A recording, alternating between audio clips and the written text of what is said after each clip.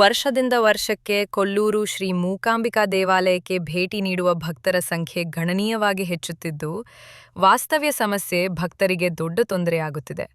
ವಿಶೇಷವಾಗಿ ಹಬ್ಬ, ಜಾತ್ರೆ ಮತ್ತು ವಿಶೇಷ ಪೂಜೆ ಸಂದರ್ಭಗಳಲ್ಲಿ ಖಾಸಗಿ ಲಾಡ್ಜ್ಗಳಲ್ಲಿ ದುಬಾರಿ ದರ ನೀಡಿ ಉಳಿಯಬೇಕಾದ ಪರಿಸ್ಥಿತಿ ನಿರ್ಮಾಣವಾಗುತ್ತಿದೆ.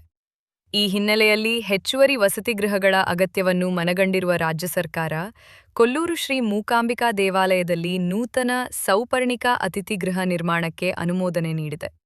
ಈ ಯೋಜನೆಯನ್ನು 16 ಕೋಟಿ ರೂಪಾಯಿ ವೆಚ್ಚದಲ್ಲಿ ಕೈಗೊಳ್ಳಲು ಮುಖ್ಯಮಂತ್ರಿ ಸಿದ್ದರಾಮಯ್ಯ ಅವರ ಅಧ್ಯಕ್ಷತೆಯಲ್ಲಿ ಗುರುವಾರ ನಡೆದ ಸಚಿವ ಸಂಪುಟ ಸಭೆಯಲ್ಲಿ ಒಪ್ಪಿಗೆ ನೀಡಲಾಗಿದೆ.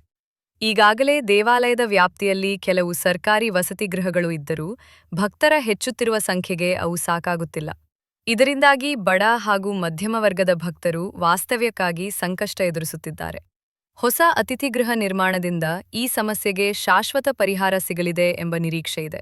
ನೂತನ ಸೌಪರ್ಣಿಕ ಅತಿಥಿಗೃಹ ನಿರ್ಮಾಣವಾದ ಬಳಿಕ ದೇಶದ ವಿವಿಧ ಭಾಗಗಳಿಂದ ಆಗಮಿಸುವ ಲಕ್ಷಾಂತರ ಭಕ್ತರಿಗೆ ಸ್ವಚ್ಛ, ಸುಸಜ್ಜಿತ ಹಾಗೂ ಕೈಗೆಟುಕುವ ದರದಲ್ಲಿ ವಾಸ್ತವ್ಯ ಸೌಲಭ್ಯ ದೊರೆಯಲಿದೆ.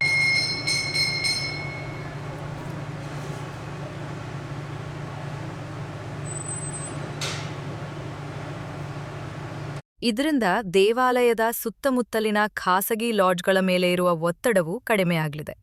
ಭಕ್ತರ ಅನುಕೂಲ, ಪ್ರವಾಸೋದ್ಯಮ ಅಭಿವೃದ್ಧಿ ಹಾಗೂ ಧಾರ್ಮಿಕ ಕೇಂದ್ರಗಳ ಮೂಲಭೂತ ಸೌಕರ್ಯ ವೃದ್ಧಿ ಎಂಬ ಉದ್ದೇಶದಿಂದ ಸರ್ಕಾರ ಈ ಮಹತ್ವದ ಯೋಜನೆಯನ್ನು ಕೈಗೊಂಡಿದ್ದು, ಮುಂದಿನ ದಿನಗಳಲ್ಲಿ ಕೊಲ್ಲೂರು ಕ್ಷೇತ್ರದ ಸಮಗ್ರ ಅಭಿವೃದ್ಧಿಗೆ ಇದು ಸಹಕಾರಿಯಾಗಲಿದೆ.